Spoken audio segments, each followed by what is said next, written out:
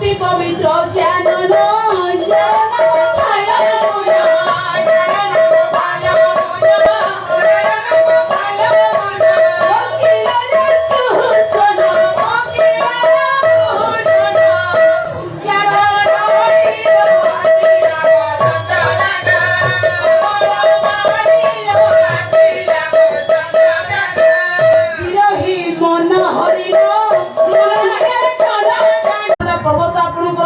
पर्वत रूप प्राधान्य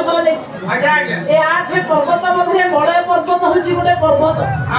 जो पर्वत खाली चंदन वन परिपूर्ण यही बड़े पर्वत जो पवन तैयारी हुए पुणी बसंत ऋतु आज्ञा सुंदर मलय पवन कह जाए मलयर पाददेश जो पवन उत्पन्न हुए वृक्ष गुड़िक पत्र प्रभावित हुए शुष्कता प्रभावित हुए।